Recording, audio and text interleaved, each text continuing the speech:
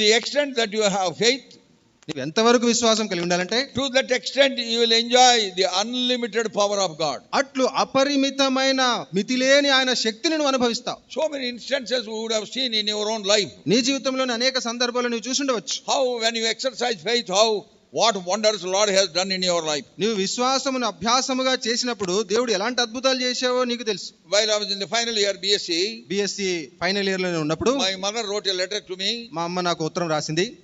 Jaya, we don't have money this year to send you. జయ, ఈ సంవత్సరం నీకు పంపడానికి మాకు డబ్బులు లేవు. You discontinue college studies and come back home. నీ కాలేజీని అక్కడతో ఆపేసి ఇంటికి తిరిగి వచ్చేయని చెప్పింది. Then I wrote back to my mother. నేను మా అమ్మకు తిరిగి ఉత్తరం రాశాను. I do not know how my Lord will help me. ఎలాగవుతుందో తెలుసు కానీ తెలియదు కానీ నా దేవుడు నాకు సాయం Very చేస్తాడు. strange faith.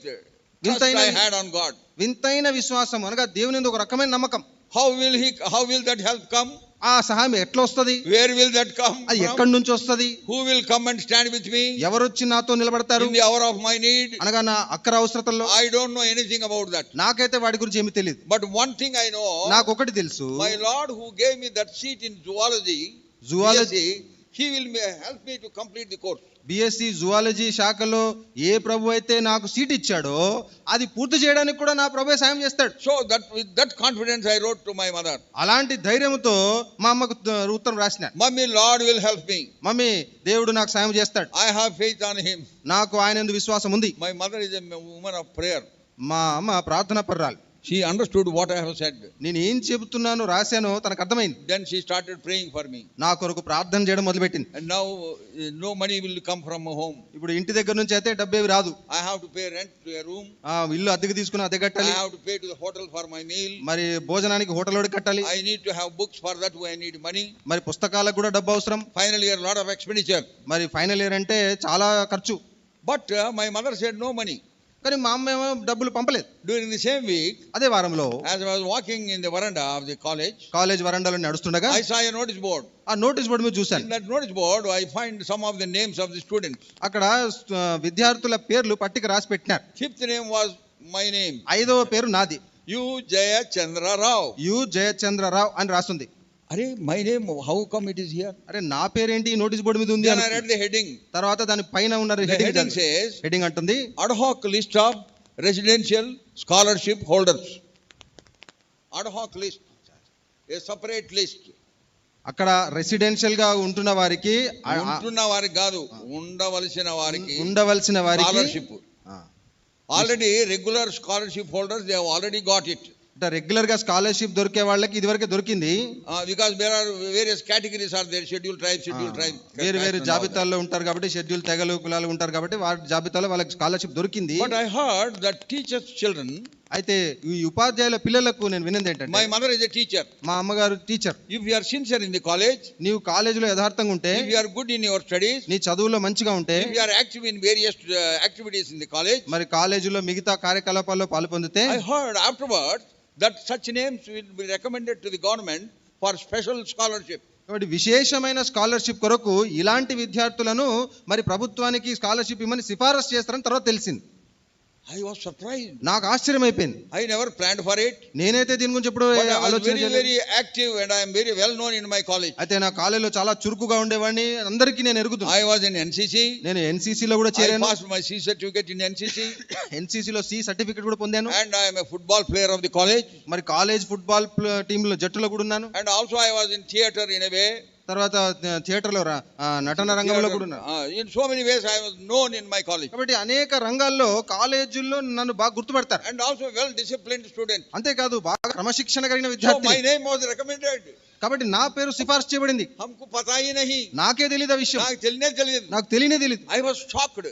ఆశ్చర్యపోయాను. I put my notebook, నా నోట్ పుస్తకం పెట్టి, and kept it against my name and the amount. నా అలా అడ్డం పెట్టి నా పేరుకి ఎంత డబ్బు వచ్చింది అన్నది పెట్టి చూసాను. నా పేరుతోనే ఉందా, నా పేరుకు సమానంగా ఉందా లేదా అని ఆడ పెట్టి చూశాను. అక్కడ పెట్టి చూశాను. I was shocked. ఆశ్చర్యపోయాను. There is a big money mentioned. గొప్ప మొత్తం అక్కడ రాయబడి ఉంది. Then I went from there. అక్కడ నుంచి వెళ్ళిపోయి again I came back. మళ్ళీ వచ్చాను తిరిగి. Again I put the notebook. మళ్ళీ నోట్ పుస్తకం అలా పెట్టాను. Then I was sure that it is mine. అమ్మా ఇది నా పేరే అని నిశ్చయపరచుకున్నాను. Then there was a palpitation in my heart. తర్వాత గుండె గట్టిగా కొట్టుకోవడం మొదలెట్టింది. Hey, how did it come? ఇది ఎలా వచ్చింది? Out of the blue. అంటే ఎక్కడి నుంచో I గాలిలో never ever expected such a thing would happen to me. ఇలాంటిది నాకు జరుగుతుంది నేను ఎన్నడూ ఊహించలే. And then I ran to the office. అట్లు మరి ఆఫీసుకు పరిగెత్తిపోయాను. Then Mr. Hamid, the superintendent of office, he said, "Hey, Jayachandra Rao, you don't want to go to the hostel?" మరి జయచంద్రరావు నువ్వు హాస్టల్కి వెళ్ళవా అని అక్కడ ఉన్న హబీబ్ గారు ఇన్ఛార్జ్ అడిగారు. I said, "Sir, I will go, sir."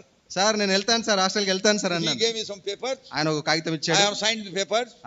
సంతకం చేశాను. Now I have become the, real scholarship holder. ఇప్పుడు నిజంగా స్కాలర్షిప్ పొందిన విద్యార్థిగా నేను ఉన్నాను ఇప్పుడు. Normally I was not entitled to join in the hostel. సహజంగా చూస్తే హాస్టల్లో చేరుటకు నేను అర్హుడిని కాను. Very good meal. మంచి భోజనం. It is a Muslim hostel, Muslim college. అది ముస్లిం కాలేజ్, ముస్లిం హాస్టల్ అది. Once in a week, biryani. మరి వారానికి ఒకసారి బిర్యానీ కూడా పెడతారు. And morning breakfast is wonderful paratha with vegetable kurma. మరి ఉదయం టిఫిన్ లో మరి కుర్మా పెట్టి పరాఠాలు పెడతారు. I was eating idli and dosha in the hotel. హోటల్లో ఇడ్లీ దోశలు తినేవాడిని. And sambar rice. సాంబార్ అన్నం తినేవాడిని. Now I will get biryani. ఇప్పుడు బిర్యానీ దొరుకుతుంది. Paratha and kurma. Paratha kurma దొరుకుతుంది. What a wonderful promotion it is. ఎంత అద్భుతమైన పదోన్నతి లాంటిది. So that's where I had this faith abound more and more in my life. ఆ పరిస్థితిలో అక్కడ అంతకంతకు విశ్వాసంలో అభివృద్ధి పొందుటాన్ని నా జీవితంలో చూశాను. What a wonderful God. ఎంత అద్భుతమైన దేవుడండి. I thought there is no hope for me. నాకు ఇంకా ఏ ఆశ నిరీక్షణ లేదనుకున్నా. My mother said there is no money. మరి మా అమ్మ అనేది డబ్బు లేదు నాయనా. But God, డబ్బు లేదని. mother said no money. మా అమ్మ అనేది మరి డబ్బు లేదని. God said there is money. అయితే దేవుడు అన్నాడు డబ్బు ఉంది. That is what has happened to me. నాకు అదే జరిగింది. That is a great event in my life. నా జీవితంలో గొప్ప సంఘటన. Though it may look very simple, అది సామాన్యంగా మీకు కనబడొచ్చు. for me at that time it was a great thing to happen to me. కానీ ఆ సమయంలో నాకు మాత్రం అది గొప్ప విషయం. What a relief. ఎంత భారం తొలగిపోయింది. Then at that time there were no phone calls. I wrote an Indian letter to my mother. ఆ దినాల్లో ఫోన్ కాల్స్ లేవు కాబట్టి ఉత్తరం, భారతదేశ ఉత్తరం రాశాను. Mummy, God has answered our prayers. Mummy మన ప్రార్థనలు దేవుడు విన్నాడు. I got scholarship. నాకు స్కాలర్షిప్ వచ్చింది. Now I am in the hostel. ఇప్పుడు నేను హాస్టల్లో ఉన్నాను. They don't have to send any money at all. ఇంకా వారికి డబ్బు పంపించాల్సిన అవసరమే లేదు. After the college was over, college అయిపోయిన తర్వాత on pro rata basis they work out and they return some money also to me. అంతేకాదు మరి మిగిలిన మొత్తం ఏదైతే ఉంటుందో దాన్ని లెక్క చేసి ఇంటికి పంపిస్తారంట. ఇంటికి కాదండి, నాకు ఇచ్చినారు. మీకు ఇచ్చిన సరే. pro rata basis they work out the cost and then whatever is the balance they return. మిగతా రోజులకు ఎంత అయితే ఉంటుందో దాన్ని లెక్క చేసి మిగతాది తిరిగి ఇచ్చేస్తారు. Then what a great thing.